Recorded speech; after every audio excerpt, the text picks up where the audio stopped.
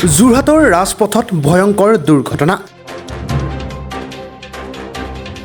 ডিব্ৰুগড়ৰ পৰা যোৰহাট অভিমুখে আহি থকা বিলাসী বাহন আৰু বাইকৰ মাজত এই দুৰ্ঘটনা।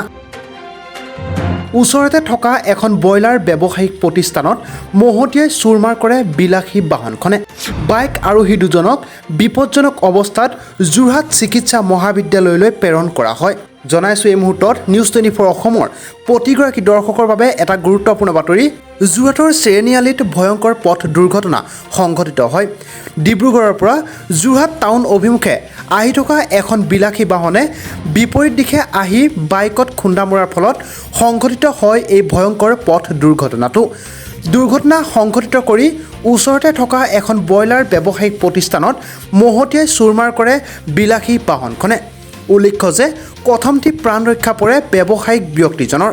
আনহাতে মটৰ চাইকেলত থকা দুজন ব্যক্তি অতি সংকটজনক অৱস্থাত যোৰহাট চিকিৎসা মহাবিদ্যালয়লৈ প্ৰেৰণ কৰিছে। বিলাসী বাহনখনত প্ৰায় 4জন যুৱকে সুৰাপান কৰি আছিল বুলি উপস্থিত ৰাইজে মন্তব্য প্ৰকাশ কৰে, যাৰ বাবে এই ভয়ংকৰ পথ দুৰ্ঘটনাটো সংঘটিত হৈছে বুলিও মন্তব্য প্ৰকাশ কৰে। বিলাসী বাহনখনৰ নম্বৰ হৈছে AS03 AJ 5685। এইখন বিয়াৰ কিবা গাড়ী এখন মৰিয়ানী গাড়ী মৰিয়ানীৰ পৰা আহিছোঁ বুলি কৈছে। আপোনাৰ এইফালৰ পৰা ৰং চাইডে আহিছে, বাইপাছ ফালৰ পৰা আহিছে, গোটেই ৰং চাইড আহিছে। ৰং চাইড আহি পেলাই দুজন বাইকলা নিজৰ চাইডত গৈ থকা অৱস্থাত দুজন বাইকলত মাৰিছে। মাৰি আহি পেলাই মোৰ স্কুটিখন ইয়াত ৰখা আছে, মোৰ স্কুটিখনত মাৰিছে। স্কুটিখন মাৰি এই ঢিপটোত উঠি পেলাই ইমানটো মানুহ আপদজনক গাড়ীখন ঘূৰি আহিছে। আৰু মই মই গাড়ীখন দোকানৰ ভিতৰত মই আছোঁ, দোকানখনৰ মই ভিতৰত আছোঁ। মই গাড়ীখন স্কুটিত মৰাৰ লগে মই দুইখনত গুচি আহিছোঁ। গোৱালত আপোনাৰ কি দোকান আছিলে?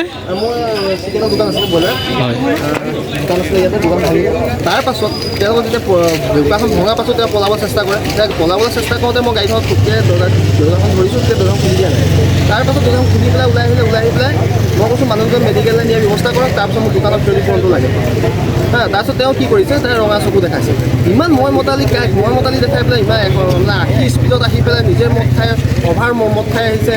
আপোনাৰ মুখৰ কথা ওলোৱা নাই, এটা অসমীয়া ভাষা ক'ব পৰা নাই। তেওঁ কিমান সুধি আছোঁ, তেওঁ অসমীয়া কথা ক'ব পৰা নাই। এনেকুৱা এজন মানুহ আহিছে ইমান স্পীডত গাড়ী চলাই আহি পেলাই ইমান যিটো স্পীডত, মানে আজি যদি কাষ্টমাৰ থাকিলেহেঁতেন সেইটো স্পট ডেট হৈ যায়। যদি মই স্কুটিখনত যদি মই প্ৰায় স্কুটিখনত বহি থাকোঁ, দোকানৰ পৰা ওলাই স্কুটিখনত বহি থাকোঁ, স্কুটিখনত যদি মই থাকিলেহেঁতেন সেইটো মই স্পট ডেট হৈ যাওঁ।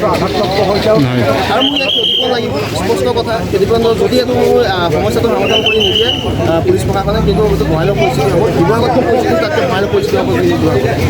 কেইজন আছিলে গাড়ীখনত? গাড়ীখনত টোটেল আপোনাৰ 5জন আছিলে। 5জন। গোটেইকেইজন সুৰাপাই হৈ আছিল? গোটেইকেইজন অৱস্থা বেয়া, একেবাৰে বিপদজনক অৱস্থাত, মানে প্ৰায় একেবাৰে নোৱাৰে আৰু অন্তিম পৰ্যায়। চিন্তা কৰক, ইমান ডাঙৰ ৰাস্তা, খালী ৰাস্তা, সি যদি নিজৰ ছাইডত অহা নাই, ৰং ছাইডে আহি পেলাই দুজন মাৰিছে। তাৰপাছত মৰাৰ পাছত সি গাড়ীখন ব্ৰেক মাৰিব পৰা নাই, সি পোৱা নাই। এইখন কি জেগা বুলি কয়? এইখন বৰপুল চেউনিআলি। তেওঁলোকে ৰং চাইডে আহিছিলে। আৰু প্ৰথম যি দুজনক মানে আঘাতপ্ৰাপ্ত কৰিছে তেওঁলোকৰ অৱস্থা বৰ্তমান কেনেকুৱা জানে নি বাৰু? মেডিকেল কলেজত তেওঁলোকৰ ভৰ্তি হৈছে, বৰ্তমান লৈ গৈছে। একেবাৰে সংকটজনক মই দেখা মতে দুজনৰ একেবাৰে টোটেল ভাঙি গৈছে। 3 হৈ গৈছে ভৰি, আৰু হৈ আছে একেবাৰে সংকটজনক অৱস্থা।